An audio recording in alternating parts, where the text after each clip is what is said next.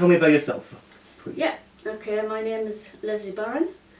I'm from Sunderland in the northeast of England, and I came down to Reading in 1989. Ooh, they've been here for about 34 years now. Yeah, exactly.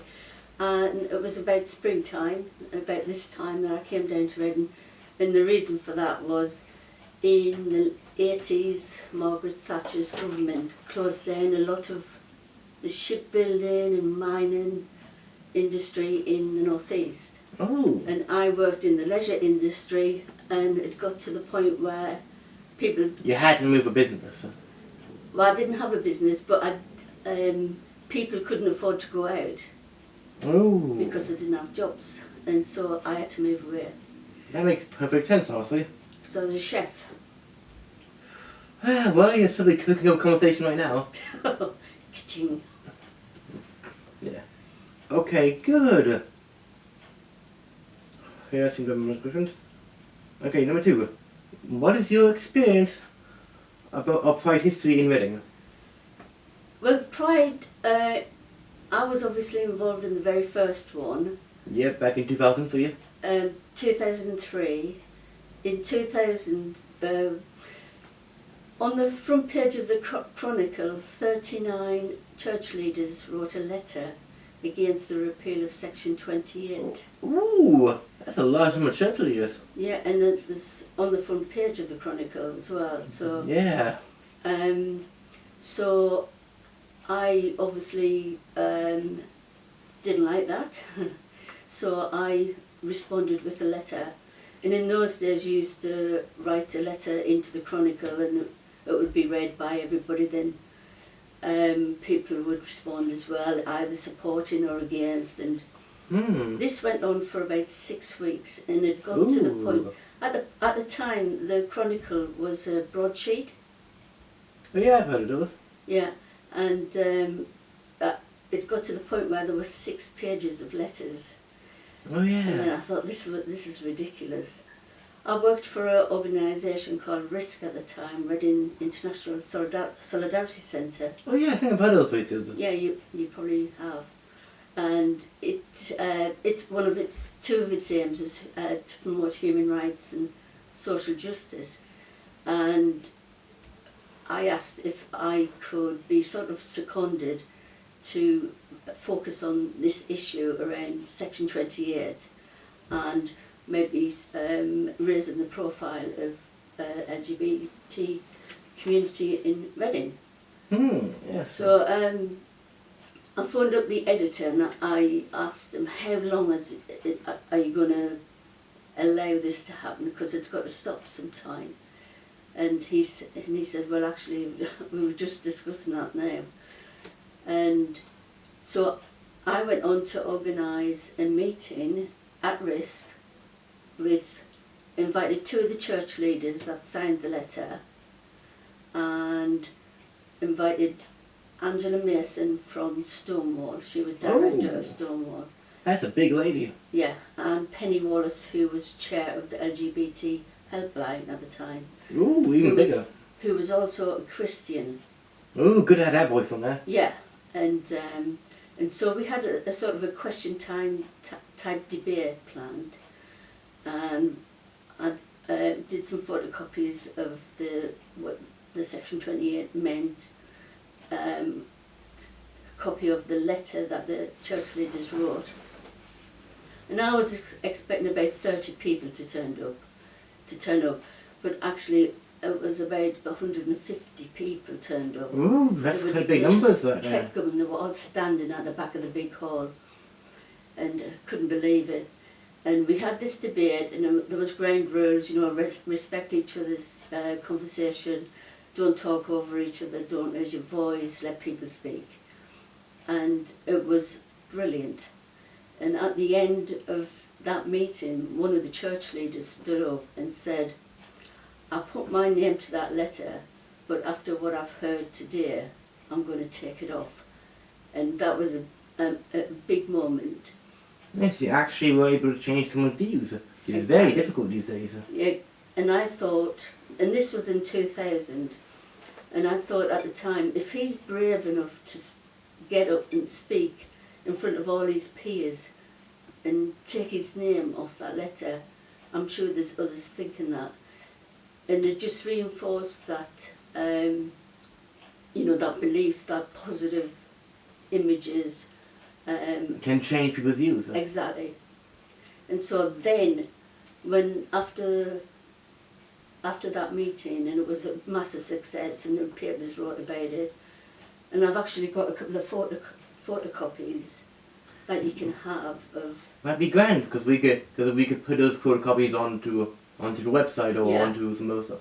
Yeah, so the historic. So after that, I asked Risk, my employer, if I could concentrate and see if I do some market research. Would a Pride festival be wanted in Reading?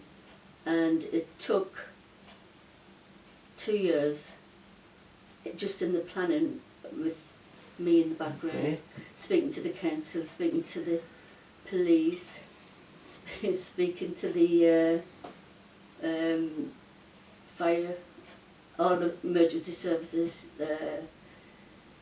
You've got to create this document, a management document. Yeah, you got to do your research, I guess. Yeah, a lot. So, excuse me. Okay, take a drink. I'll take mine. So yeah, that's because I was obviously working on my job anyway, and so it was sort of done in this, a bit of work time, bit of spare time. Yeah. And then by 2002, we had a team put together. Ooh, intriguing. And I was also working as a part-time youth worker with the LGBT youth group, Reach Out. Oh yeah, I think I've heard of those places. Yeah. And so one of the youth workers there, he came on board, and we created a team and we went from there.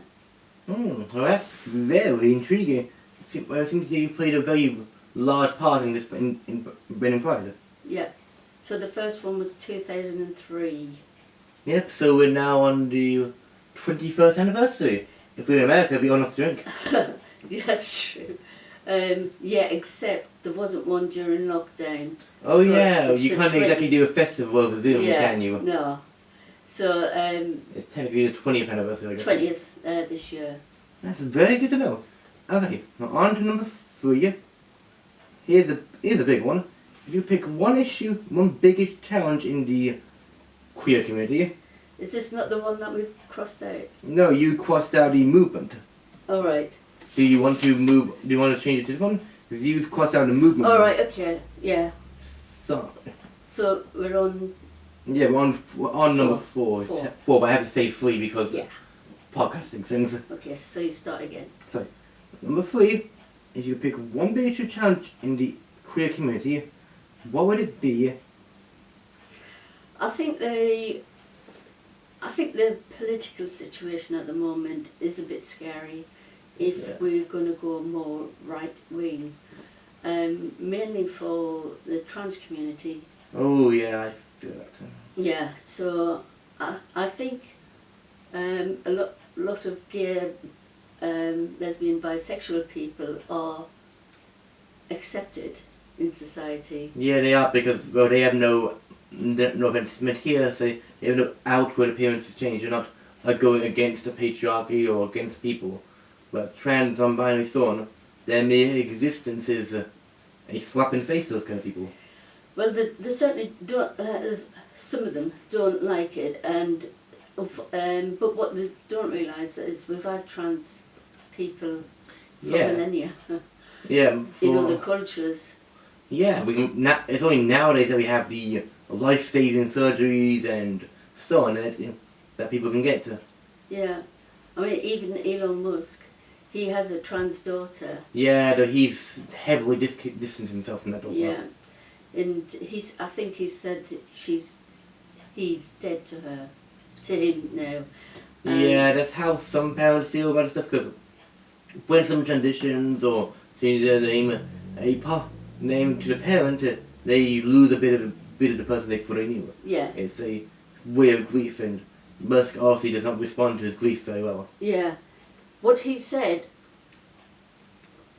which I thought was very interesting, was that his son was a perfectly normal, healthy, gay boy. That seems like an oxymoron. Yeah. Ideas. And it just made me think, it's like there was a time when we weren't, as gay people accepted as normal. I mean, yeah, the Stonewall riots, the attacks, the chemical castration we used to do, whatever happened to Oscar Wilde, so on. Yeah, yeah. There's a lot of history, of negative history, unfortunately. Yeah, and that's what this podcast is here to discover, and this episode especially is here for, to make sure the history is known, even the small parts. Yeah.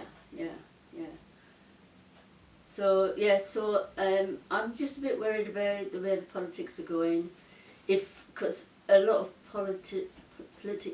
right-wing political parties, it seems that their aim is to divide communities. Yeah, they don't.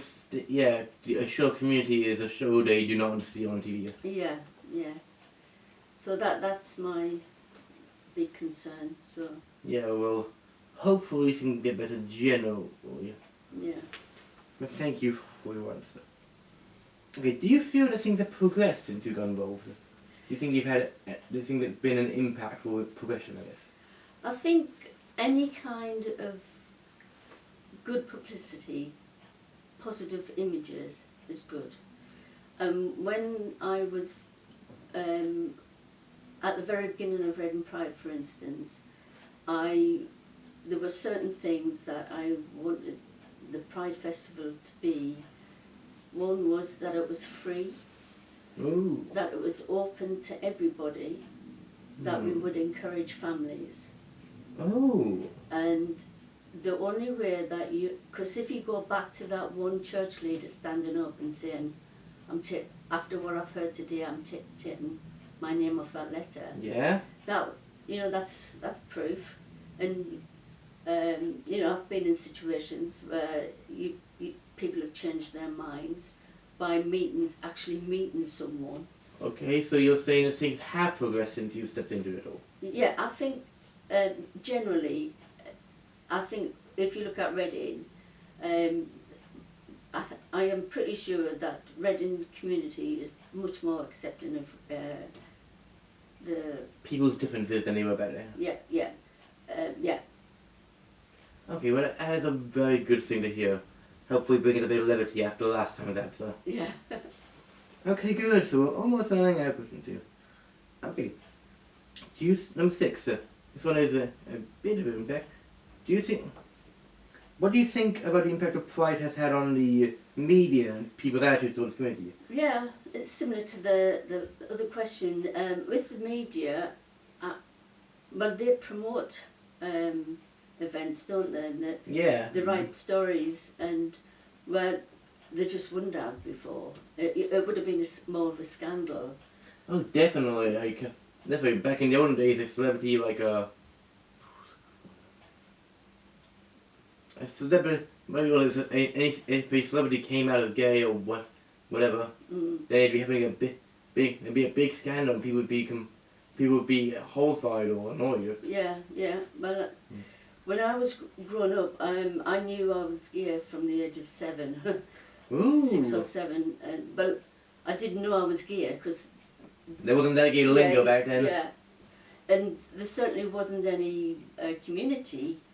And I didn't know what I was at first, to be honest, because I just knew I wanted to kiss girls. And I used to get told off for that. That's honestly a fair opinion now. Anyway, when it wasn't until I was about 18, 19 that I started to meet other lesbians and other gay men. And that's a way to learn about how community function, I guess. Yeah, and I mean, this was in Sunderland, and there'd be one gay night in a pub upstairs once a month. You know, that's what it Ooh. was like. It was very, Sounds like some sort of moonshine operation or something. yeah.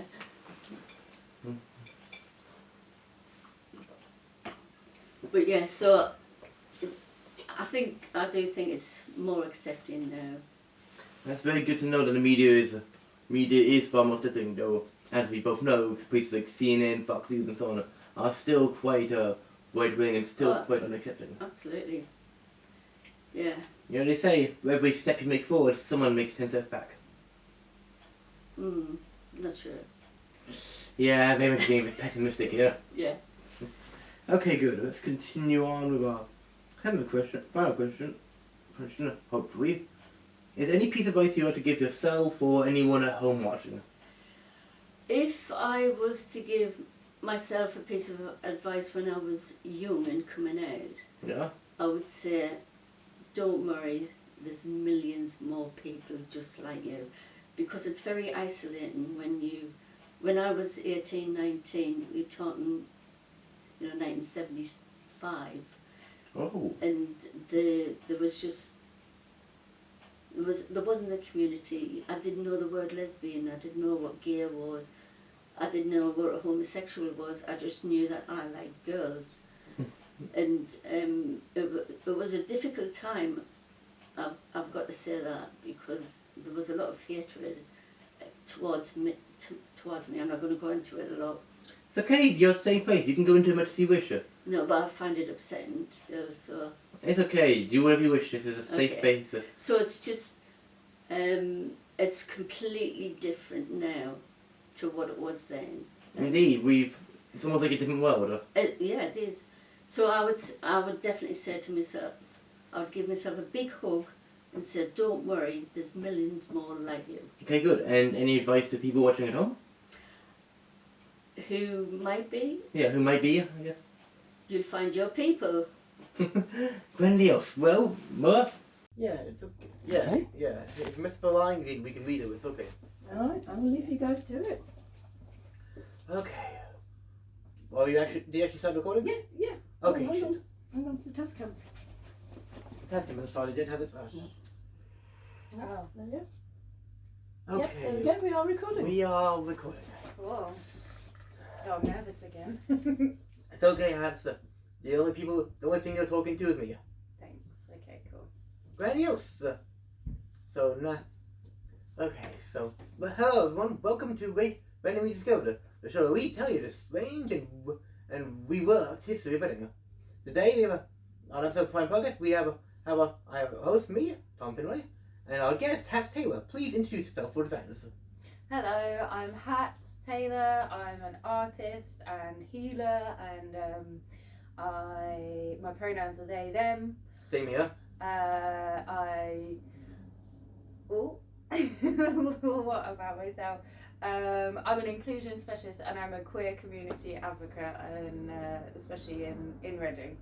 Grandiose! Now, you ready to get into questions, or is there anything else you wish to say? No. Grandiose, let's get started. Wonderful. What is your experience of Pride history in Reading?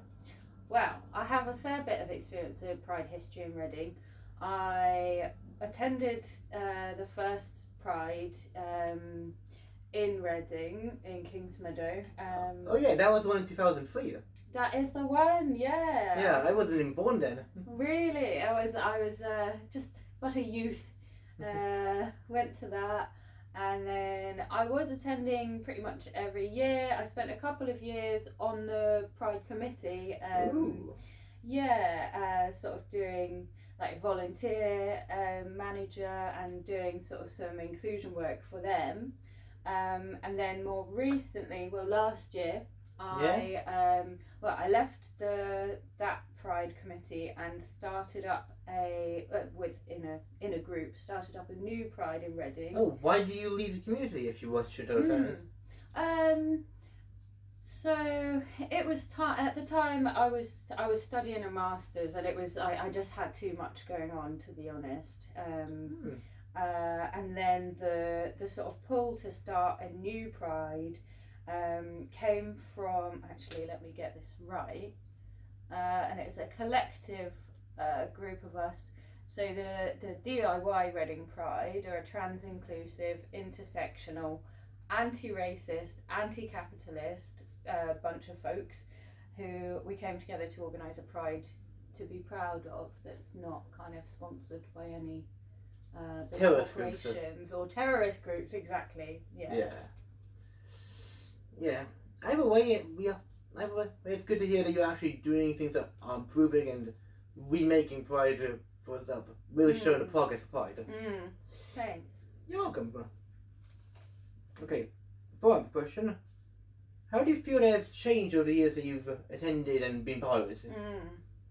So it definitely, I mean, I think in terms of like the Pride movement in Reading, it's gotten so big.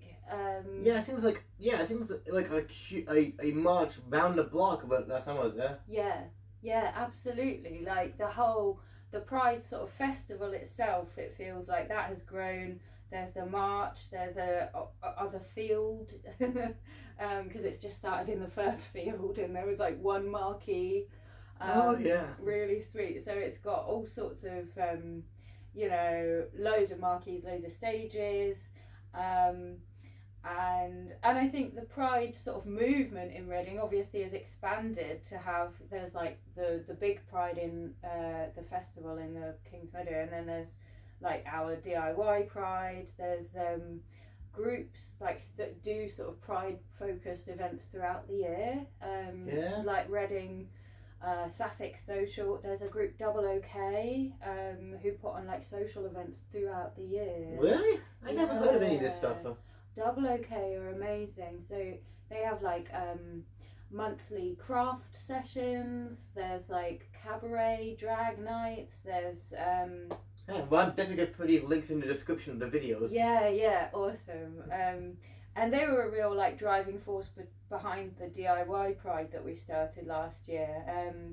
So I think like the sort of the Pride movement, I guess, in Reading has grown like way past that sort of that festival for the day, and as well as that, time from a festival to a fiesta. Yeah, totally. Yeah. Ah, No okay. siestas. And yes, now on to number 3. What if you could pick? Did we include this one, or do you want to skip over it?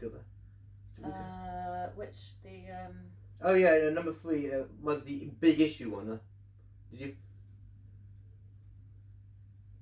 Oh yeah, this one. Yeah. Ready for it? Yeah. Okay, grand. Number 3. If you could pick one big issue to challenge in the Pride community, what would it be and why? I did already have an answer, but now I'm thinking of other things. But I think division is really a massive issue in the Pride movement. I think like all of us kind of not being on the same page, but then maybe it's a good thing. Maybe that gives us like a natural diversity. Yeah, but there's also a division in the community. For example, when I'm on Reddit a lot, and and especially on the MTF Reddit and so on, you get a lot of people discrediting you because of you being a non-binary trans person instead of a person who's trans in a different way and so on. Yeah. It's like tribalism. Everyone's formed their own little groups, and they don't want anyone else taking part in those groups unless they fit a certain parameter. Yeah, I really agree with you, and definitely I feel that in the sort of being non-binary, and sort of it can be almost like a challenge to anyone who's living in the binaries. Because non-binary means you're not part of anything, you're basically yourself. Yeah. Which is very difficult for most people to understand, let alone work with. Yeah, I completely agree with that, and it's hard, isn't it? Because ultimately it feels like we're all moving towards liberation. Well, we would be, or we should be. Yeah, we want liberation, but we aren't thinking about the libation and danger and difficulties that liberation can cause in the short term. Yeah, that's interesting. I'd like to hear more about that. Well, it's quite simple. If you're moving towards liberation, revolution, any sort of big social movement, you need 2 things to back it. First of all, you need money, and you need support. issue is most people, first of all, don't support or care about Pride in big ways. Like they go to the festival, but if you see like a Pride charity, but if you go to like a charity shop, it's not a Pride charity, it's a cancer charity or something like that. Not being supported necessarily all the year round. Yeah, which is a main issue, especially when multiple companies who will just use the Pride event as a way to earn a big couple extra bucks. Yeah, the whole pink washing kind of thing. Yeah, exactly. It's a very weird set of things. So yeah, I guess that division really is keeping us Yeah, from divided. progress. Like and divided, exactly. Good. Is there anything else you want to mention for this question, or shall we move on?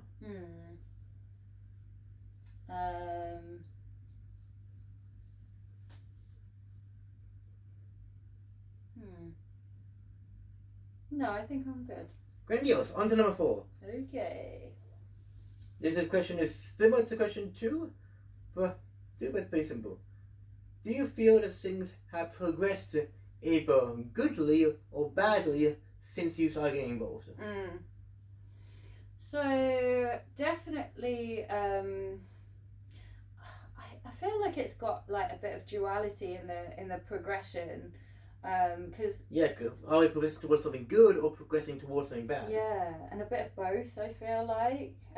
Because while yes we have gotten bigger, we still haven't changed enough to accommodate that new bigness. Yeah. And I think one of the problems that we were trying to sort of address with the DIY Pride is that the kind of Kings Meadow Pride has grown so big that it's requiring now so much money that it's going to like these big mega corporations. Which we shouldn't have to go to, because Pride shouldn't be something that requires a lot of money. It should just be, hey, grab around 20 people. 20 people and just have them march around town for a few minutes. Yeah. I don't understand why it should cost so much money. You need to involve a mega corporation like Tesla or whatever. Totally.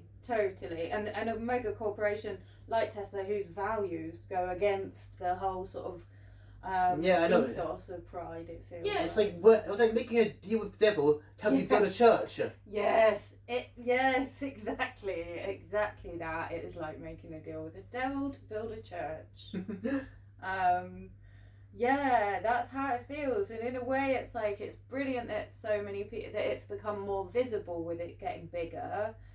But the thing is, like, what I always found about Pride, and what I've found when I ask people like what's the best thing about today, people tend to say like being around people like me is like experiencing what it's like to be in the majority.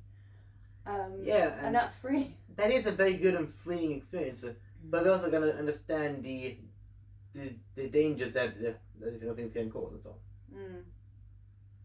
How so? Okay, simple. Being bigger doesn't make you any stronger or so on. It just makes you bigger targets for other people. Yeah. Because back in the olden days, back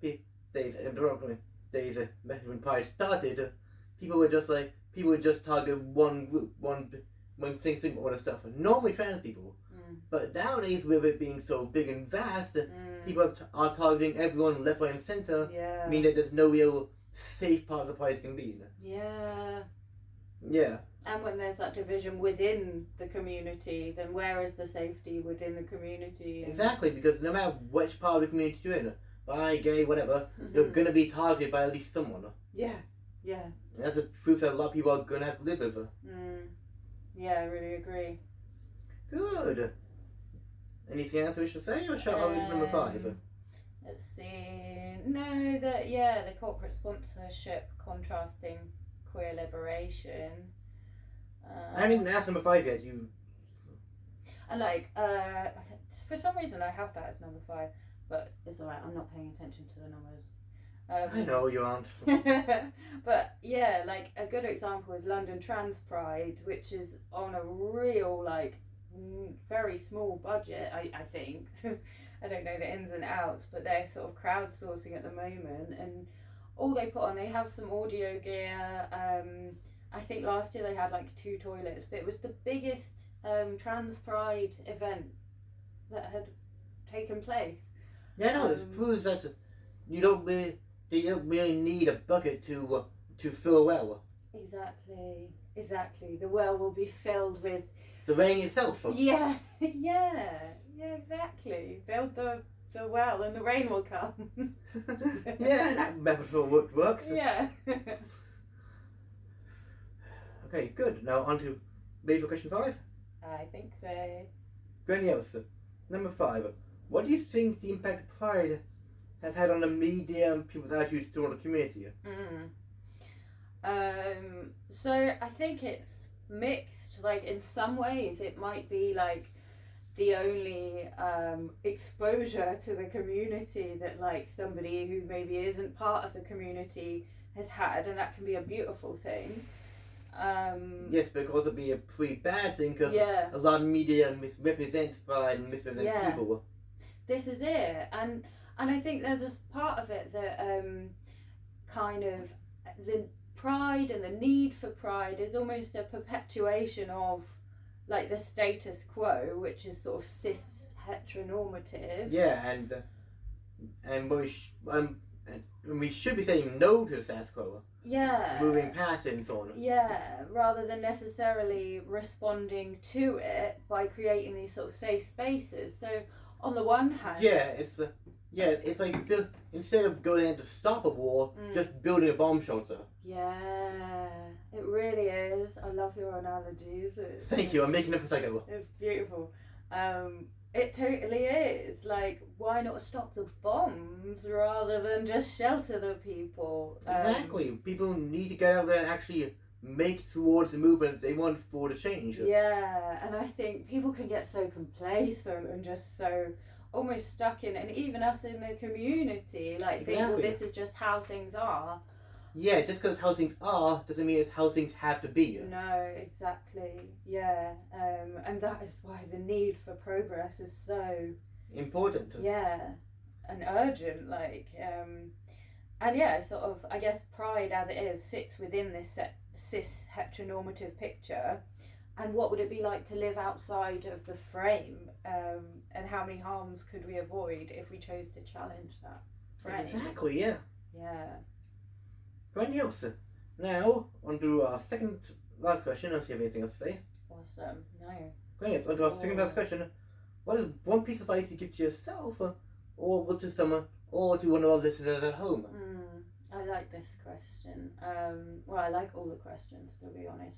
So I think for this one, and what I would say to myself is unlearn shame. Start to pick apart what you really believe and feel. From what you've been conditioned to believe and feel or encouraged to. Unlearning bad habits is something everyone has had to do. Yeah. Absolutely. And start unpicking what you've been told and decide what you want to keep for yourself. And basically question everything. Question everything. Yeah, accept nothing. And stand for how you really feel. Like, take that time to search for how you feel, who you are, and do everything you can to live it. And now as for the piece of advice to our audience, The beautiful audience. yes, what do you have to say to them? I would say the same, as I would say to myself, like, keep on unlearning shame. There's a book, actually I haven't been reading it, but my partner has. It's called Unlearning Shame by Dr. Devin Price. Ooh. And it's really kind of coming to terms with, the way that we're sort of coerced into being ashamed of everything we do in Western society, it feels like. And starting to pick apart that and sort of like choose what you want rather than based on what you don't want. Exactly. So simple, but the simplest things have the hardest standards. Yeah, I think that's so true. Right, Niels, now on our final question, which is technically your question. Any questions you want to ask me? Oh yeah. So what stood out to you the most, or what's been like the most impactful thing that you've kind of like discovered about Pride in Reading from your... Well, my research has been dramatic, but most of my research about Pride hasn't been solely in Reading. I've researching Yeah. every bit of pride I can, where it comes Wow. from just the grassroots to the dirt underneath the tree. Amazing. Yeah. Anything what stood out to you? What most stood out to me mostly is that everyone is involved in pride in some way, even communities you don't think about. Like, for example, there's a Muslim priest in some parts of the priest who actually does do gay marriages and so on. And you think that big community would be not okay at all, but yet they are. Yeah, gorgeous. Yeah, there's even a lesbian member of Congress. So the diversity of pride and Pride is everywhere. You just have to look. Oh, that's lovely. Nice. I also well. What have you learned, if anything, about Reading's relationship to pride? Well, Reading has a what's the phrase? What's a good phrase? Robotic arms of Christian pride. Because pride was kind of stitched onto Reading from practically the start of Reading's actually moving into the present. And every big thing that's happened to Reading since about the early 2000s has been some sort of pride involvement. So Ryan and Reading kind of work together, just like an arm and a bionic arm. That's amazing. Thank you. Cool. Adios. I think that is everything, unless there's something you wish to say. No, thank you for having me. You're welcome. And goodbye. Looking forward to the horror. Yep. Okay. Cool.